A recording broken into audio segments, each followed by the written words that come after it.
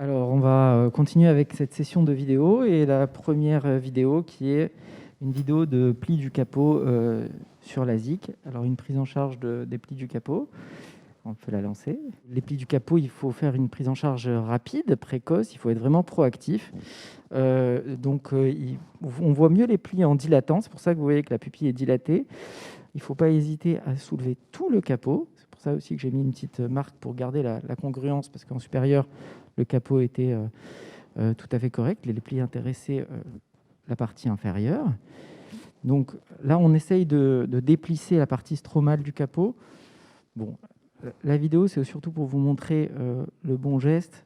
Là, j'essaye de déplisser avec, en utilisant le sens parallèle au pli. Ça ne marche pas très bien. Et en fait, il faut vraiment essayer de déplisser de manière perpendiculaire au pli pour arriver à déplisser. Alors, il ne faut jamais essayer de faire disparaître complètement les plis parce que vous n'y arriverez pas. Les plis seront toujours, vous verrez toujours un petit peu la trace sur l'épithélium. Alors là, dans ce cas-là, ça ne sert à rien de désépithélialiser parce qu'on est à une prise en charge très précoce dans les 48 heures. Mais quand il s'agit de plis à distance, ben là, oui, effectivement, il faut désépithélialiser. Je vais vous montrer le geste à faire dans le cas de plis qui sont installés depuis un moment sur un capot. Alors, utiliser une canule d'hydrodissection, pourquoi pas, mais généralement, le bon geste pour stretcher ces plis, c'est, je vais vous montrer avec 2 micro-sponges et se mettre de manière perpendiculaire, stretcher de manière perpendiculaire les plis. Bon, là, j'insiste pas parce que sinon je commence à désépithélialiser. Et puis, la touche finale, c'est de poser une lentille pansement qui va comprimer le capot pour le laisser en place. Généralement, on laisse la lentille pendant 2-3 jours pour bien fixer. Alors là, vous pouvez voir qu'on a toujours l'empreinte des plis sur l'épithélium. Hein, ce que je vous disais avant, ça ne sert à rien d'essayer de les gommer complètement. Un petit peu d'hydratation et vous voyez qu'ils disparaissent. On pose la lentille.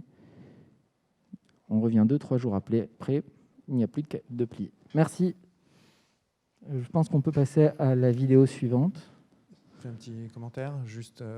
En fait, moi, je trouve que c'est plutôt plus facile d'essayer de stretcher le capot sur la face stromale, c'est-à-dire de retourner le capot, de faire regarder le patient en bas et de lisser la face stromale du volet plutôt que de le laisser en place où effectivement tu risques de désépithélialiser. Bon, cela dit, si tu désépithélialises, c'est pas grave, c'est plutôt efficace. Donc juste, voilà, les deux options sont possibles. C'est vrai, c'est vrai. Non, tout à fait. Merci Cyril. Donc prochaine communication, c'est Mauricio Pinto, quand le greffon se cache, d'IMEC. Bonjour, excusez-moi pour le souci. Donc c'est une petite vidéo pour illustrer une chirurgie de DIMEC du service qui s'est un peu compliquée, mais qui heureusement s'est bien terminée. Donc on peut lancer mon diaporama, s'il vous plaît. Donc je le disais, c'est le cas d'une patiente qui présentait en fait une décompensation endothéliale de son œil droit. C'est une patiente AFAC, c'est une patiente qui avait été opérée dans sa jeunesse dans les années 50 d'une cataracte congénitale bilatérale, c'est pour ça qu'elle était AFAC. Donc il a été décidé de réaliser chez cette patiente une chirurgie de DIMEC. La particularité, c'est qu'il y avait un peu de vitrée et des adhérences entre l'iris et la cornée, donc on devait associer à cette chirurgie une première étape de vitrectomie antérieure. On peut lancer la vidéo pour poursuivre, s'il vous plaît. Donc c'est une patiente qui, au niveau de son œil droit, donc avait une décompensation endothéliale. On avait un épaississement cornéen avec une pachymétrie centrale à plus de 700 microns. Donc la chirurgie, elle a commencé classiquement en réalisant les incisions accessoires. Donc là, c'était pour illustrer l'adhérence qu'il y avait entre la cornée et l'iris. On a donc, dans un premier temps, réalisé une étape de vitrectomie antérieure avant le desmétorexis. Le desmétorexis que nous avons l'habitude de réaliser avec une bulle d'air. Donc celui-ci s'est passé relativement sans encombre jusqu'à ce qu'on ait une première petite complication, enfin pas vraiment une complication, un petit souci de la chirurgie. C'est comme la patiente était à fac, on a la bulle d'air qui avait tendance à passer derrière l'iris et donc qui a réalisé un blocage pupillaire. Donc on a passé quelques temps pour cette chirurgie à essayer de refaire passer la bulle d'air en avant de l'iris pour lever le blocage pupillaire. Donc une fois qu'on avait surmonté cette première difficulté, on a pu mettre en place le greffon, donc un greffon coloré en double rouleau qu'on a inséré en chambre antérieure à l'aide d'un injecteur en verre. Donc c'était un greffon qui était assez élastique et qu'on a eu un peu de mal à dérouler. On a essayé de le dérouler par la technique du tap-tap. Et donc malheureusement, chez cette patiente qui était donc à fac, on n'avait pas donc, de support au niveau de l'aire pupillaire. Et on n'avait pas de support au niveau de l'aire pupillaire et ce qui était à craindre a commencé à se produire. Le greffon restait enroulé et a commencé à s'engager dans cette aire pupillaire. Et malgré donc, les efforts, tous nos efforts et tout ce qu'on a pu essayer donc, pour essayer de remonter le greffon, on a injecté de l'eau, retapoté un petit peu. Malgré tout cela, le greffon a fini par s'engager complètement dans l'aire pupillaire, comme vous pouvez le voir, et tomber au fond de l'œil.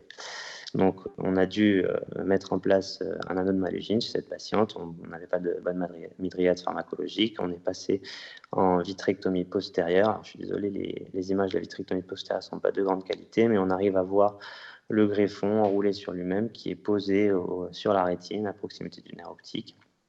Donc, on a réalisé donc, cette vitrectomie postérieure. On a essayé de faire remonter le greffon sans l'abîmer. Donc, l'idée, c'était pas de réutiliser ce greffon, bien évidemment, mais pendant qu'on faisait la vitrectomie, il y avait une autre personne qui disséquait un deuxième greffon. On a quand même essayé de le remonter et de sortir de l'œil avec une pince à membrane pour pouvoir le garder en cas de secours. Donc, une fois que c'était fait, on a enlevé la Malugine et on a essayé de resserrer la patiente comme on pouvait. Donc, elle ne s'est pas resserrée plus que ça, malheureusement. Le deuxième greffon qui avait pu être disséqué donc, dans l'intervalle de la vitrectomie postérieure a pu être inséré. Et cette fois-ci, en faisant preuve d'encore plus de prudence et en essayant d'y aller donc, avec encore plus de délicatesse, on a déroulé ce greffon en chambre antérieure. Et on a pu donc injecter donc, une bulle d'air pour venir le plaquer contre la cornée. Heureusement, avec ce deuxième greffon, on n'a pas eu de difficulté particulière. On a réussi à bien le plaquer et la chirurgie s'est bien terminée. Ça, c'était une image de sa cornée 1 mois après la chirurgie.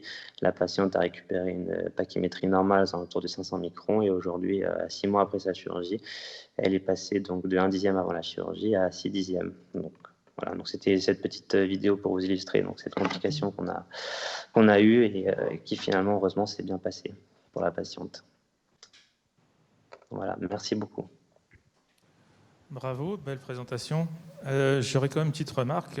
Comme vous en doutez, bon, là, vous avez eu accès à un deuxième greffon, ce qui est quand même une situation assez privilégiée. Est-ce que d'emblée, vous n'auriez pas pu plutôt aller vers une dissèque ultra fine sur des cas difficiles comme ça, sans support aérien? C'est un petit peu sportif. Vous le faites de temps en temps ou vous ne faites jamais de dissèque dans ce type d'indication?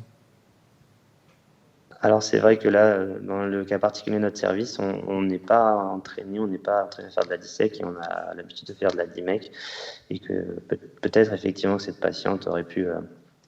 ça aurait été plus simple, plus aisé de réaliser cette dissèque. Je suis d'accord avec vous, mais comme nous n'avons pas l'expérience chirurgicale de le faire dans le service, on a opté pour ce qu'on savait faire. Bon, bah, il faut s'y mettre. Sachant qu'on avait la dans les deux sens, il faut savoir tout faire. Bravo. Donc on va passer au film suivant. Donc on va passer à Marc Muren qui est en ligne et qui va nous parler des greffes endothéliales sur terrain difficile au risque de vous faire tirer les oreilles.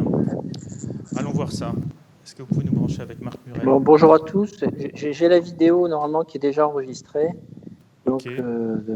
Vous pouvez la démarrer. C'est parfait, on y va. Et ça prolonge la communication précédente de la greffe chez la fac, voire chez le patient aniride.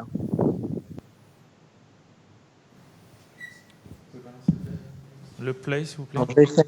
J'avais fait un QCM. Chers collègues, la vidéo que je vous présente vous parle de greffe endothéliale sur un terrain difficile. avec un titre qui est « Au risque de vous faire tirer les oreilles ». La question, c'est de savoir quelle technique utiliser en cas de kératopathie bulleuse si le patient est AFAC, voire anyride également.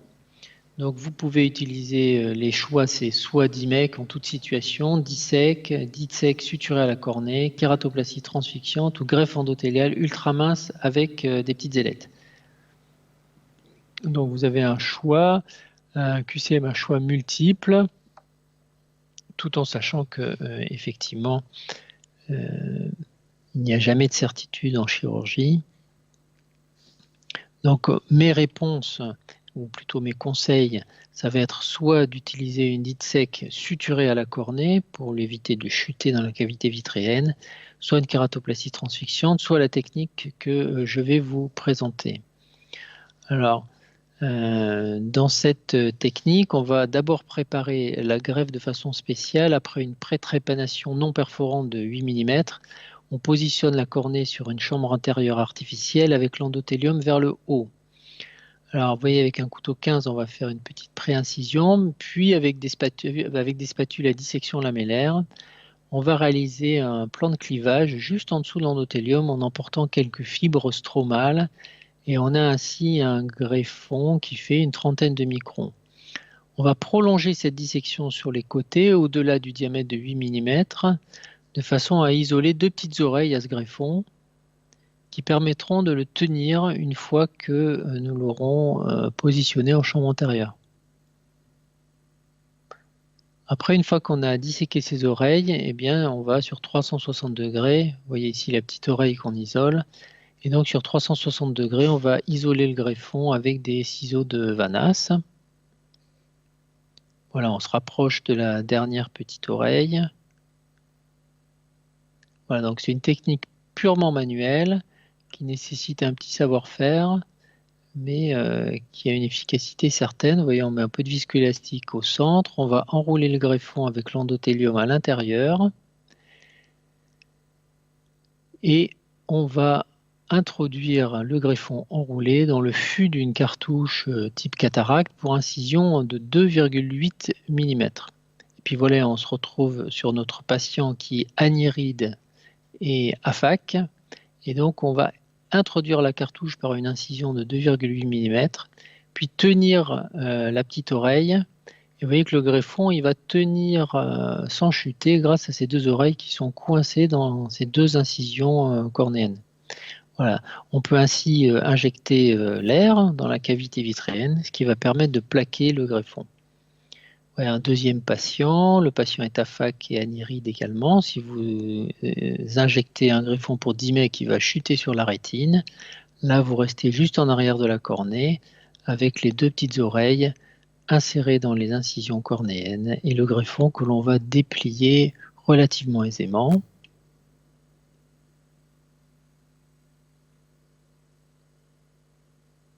Voilà, un dernier cas. On voit ici le retrait de l'endothélium. Puis l'introduction du greffon en tenant la petite oreille. Voilà. Nouvelle technique qui permet dans certaines situations de maintenir les avantages de la greffe endothéliale en réduisant les risques que comprenait la greffe transfixiante. Je vous remercie de votre attention. Merci Marc. Magnifique. J'ai juste une petite question pour toi, Marc, pas sur les petites oreilles où ta vidéo était très claire. Quand tu proposes de suturer un greffon DISSEC, quel type de suture effectues-tu sur la cornée? Donc moi, je ne fais pas cette technique de suture, mais Francis Price l'a décrite avec un fil qui va rentrer par l'incision cornéenne en chambre antérieure, puis traverser le greffon, puis la cornée. Et donc, il va avoir un greffon qui va tenir d'un seul côté et qui va permettre de le tenir au moins afin qu'il ne tombe pas dans la cavité vitréenne. Là, on parle de patients qui sont AFAC et anyrides pour la plupart.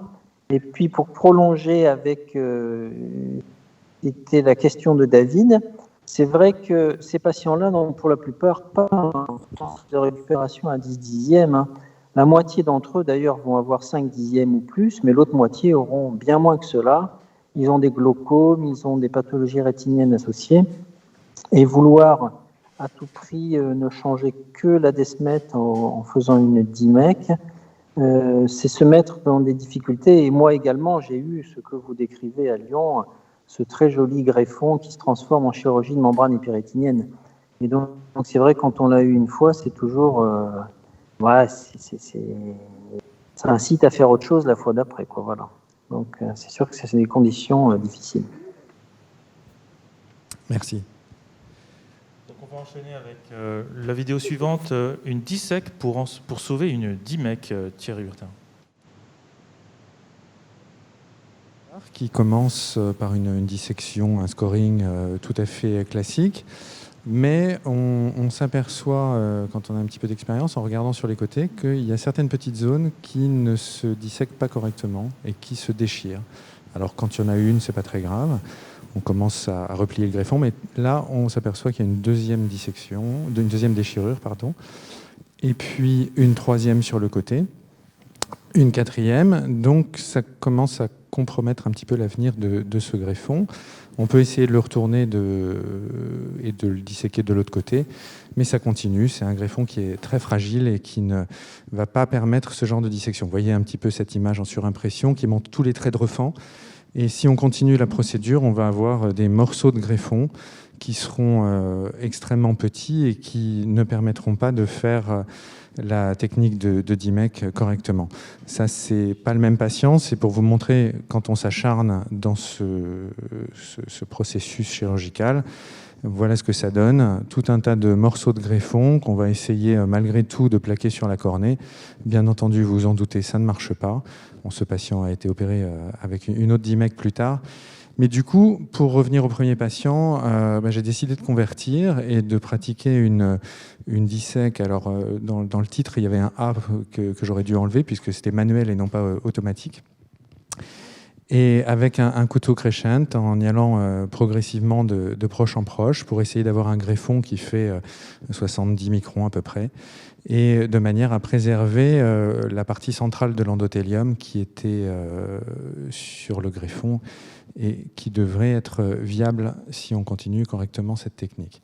Donc on y va de proche en proche, délicatement, en essayant d'obtenir un greffon le plus régulier possible, ce qu'on arrive à faire au final, et on transforme donc la DIMEC en une dissec non automatique qui va permettre de greffer ce patient tout à fait correctement.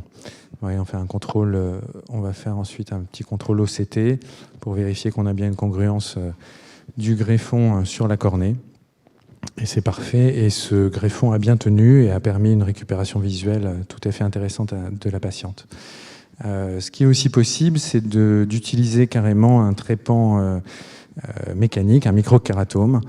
Je ne sais pas pourquoi ça continue, normalement c'est terminé, voilà. Un microkératome, si on l'a au bloc opératoire. Mais sinon, l'option manuelle est envisageable dans ces cas-là, ce qui arrive de manière assez régulière, même si c'est peu fréquent. Voilà, je vous remercie. En attendant la dernière vidéo, qui est donc gestion d'un incident en SMILE de Daniel Dédier, est-ce que vous l'avez en connexion ? Peut-être juste, est-ce que tu penses que tu aurais eu plus de facilité à le retourner et le mettre sur une chambre artificielle? Absolument, ouais, c'est absolument ce que je me suis dit. J'ai eu un peu de mal, j'ai un peu improvisé. Et c'est vrai qu'avec une chambre artificielle, de retourner le greffon comme la technique de Marc Muren, ça aurait été plus facile à disséquer.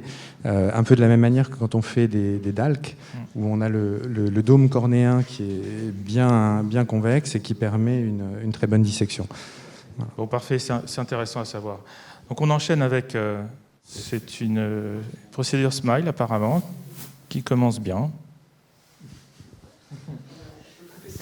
Elle fait le plan supérieur, elle passe dans le plan supérieur, et puis là maintenant elle va essayer de passer dans le plan inférieur. Voilà. C'est comme ça qu'il faut faire quand on fait une procédure SMILE. A priori elle est dans les deux bons plans.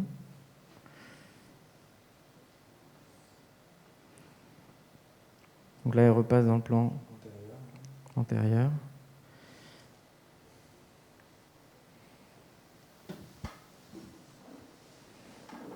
Alors en smile, il faut toujours faire attention à toujours commencer par le plan antérieur avant de plonger dans le plan inférieur, postérieur. Généralement, il y a une résistance dans le plan postérieur.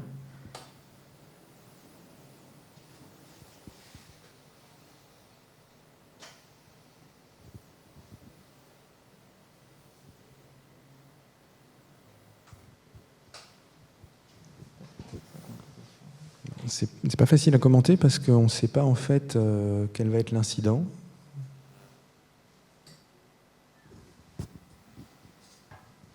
Mais pour l'instant, ça a l'air de se dérouler de manière tout à fait standard par rapport à une procédure de smile.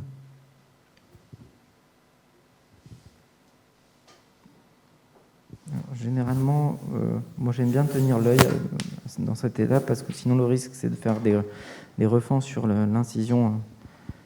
Mais bon, là ça va, elle gère.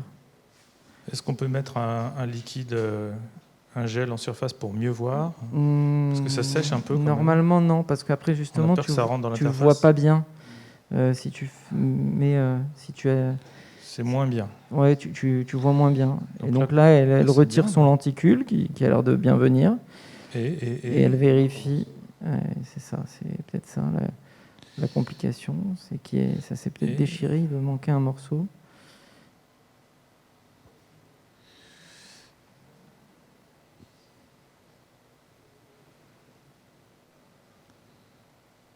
Et voilà.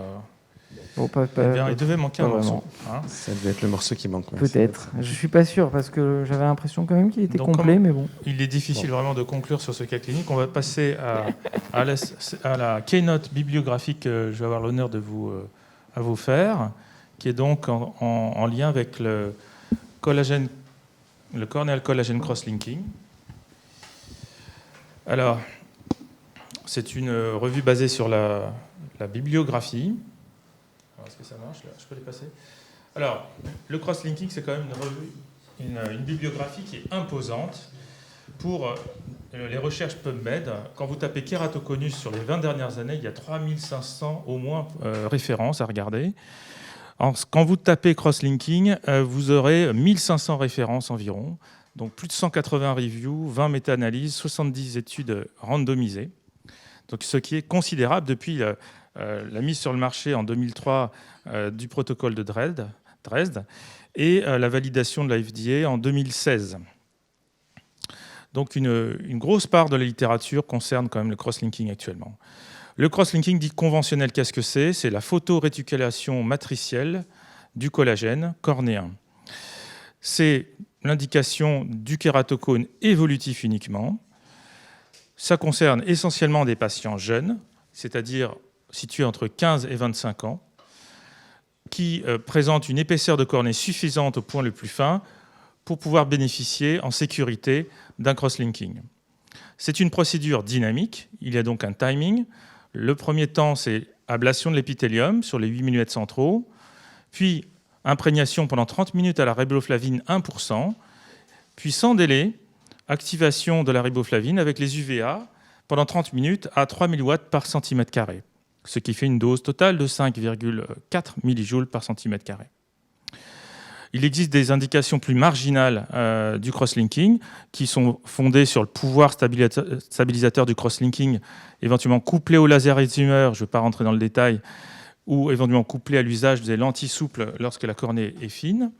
Également, il y a un certain degré de pouvoir réfractif du cross-linking qui a été exploité, mais pas vraiment démontré, mais qui est fait l'objet de certains protocoles de chirurgie réfractive, on va dire. Et puis, il y a aussi le pouvoir anti-infectieux du cross-linking qui a pu être démontré, surtout pour certains germes lents, comme les champignons. Également, un pouvoir anti-œdémateux qui a été proposé pour les décompensations endothéliales précoces. Revenons au cross-linking conventionnel. On voit dans la littérature qu'il est a priori efficace pour stopper le kératocone dans plus de 90% des cas, ce qui est très intéressant.